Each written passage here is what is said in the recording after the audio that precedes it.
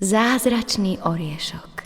Festival rozhlasových rozprávok, kniha v rozhlase, rozhlas v knihe.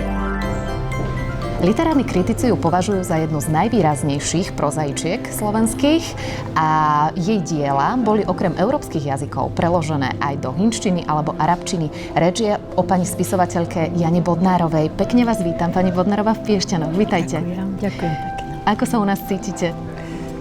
Do Piešťan nechodím často, ale keď sem prídem, tak vynikajúco. To je nádherné miesto, má svoju charizmu, svojho ducha, svojho génia loci. Tak ja sa tu vždy cítim dobre. My vás vítame na 11. ročníku festivalu Zázračný oriešok a vy ste novou laureátkou ceny Márie Ďuričkovej z Literárneho informačného centra. Pani Balová vám odovzdáva toto ocenenie, alebo teda vybrali vás za prínos pre tvorbu, v tvorbe pre deti. Za nejaký taký výraznejší prínos. Tak vy ste toho, máte na konte toho viac. Začali ste tvoriť v 90. rokoch minulého storočia. Porozprávajte, kedy to celé začalo? No, najprv musím povedať, že je to pre mňa obrovská česť. Som nesmierne z toho i prekvapená, ale i šťastná, samozrejme, z takéhoto ocenenia. Kedy začínalo celé to moje písanie, tak to je veľmi zaujímavá otázka, pretože málo kto sa ma na to opýta, ale vlastne začalo písaním pre deti. Ja som mala maličké deti a pre ne som vymýšľala také rozprávočky, ktoré potom neskôr boli publikované v rôznych časopisoch detských a potom neskôr vyšli knižne pod názvom Malý, väčší, ešte väčší. To boli tie samé prvotné moje prozičky pre malé deti. A tak som nejako prešla aj k písaniu pre dospelých. Áno, v 90. rokoch, lebo v roku 1990 vyšla mi prvá kniha poviedok pre dospelých už, Aféra rozumu. No a potom paralelne som začala aj poéziu písať. V 0. rokoch prišli divadelné hry, ešte predtým rozhlasové hry, tiež v 90. A snáď tiež je to zaujímavé, že som písala tieto hry i pre dospelých, ale i pre deti. Áno, vaše knižky ilustrovali mnohí špičkoví poprední slovenskí ilustrátori. Máme u nás v Piešťanoch v rámci 11. ročníka Zázračného orieška jednu výstavu ilustrácií Daniely Olejníkovej. V ktorej knižke nájdeme jej ilustrácie teda?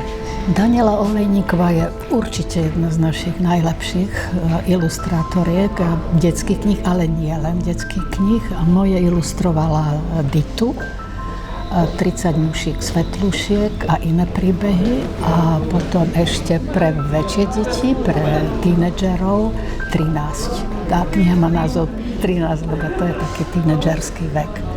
No a to už robila aj v inej estetike, už ju tak posunula pre väčšie deti. Už aj inšpirácia počítačovými portrétmi tam je, tými tieňovými obrazmi. No vynikajúco to urobila a vyšla už v Slovinsku, bola preložená 13. A Dita má ísť čoskoro v Maďarsku.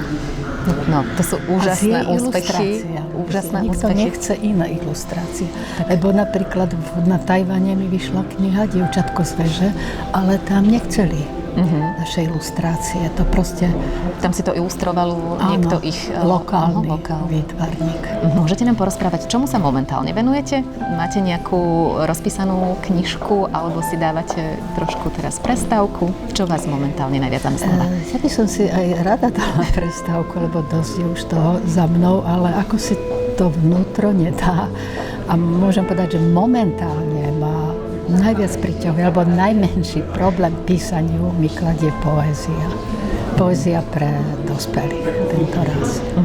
V čom máte? Mám aj knižočku poézie pre deti. Áno. Koníky v cvale a možno aj, čo som videla pri jazere, je taká poézia v próze pre deti. Aha. A kde hľadáte inšpiráciu a v čom ju nachádzate?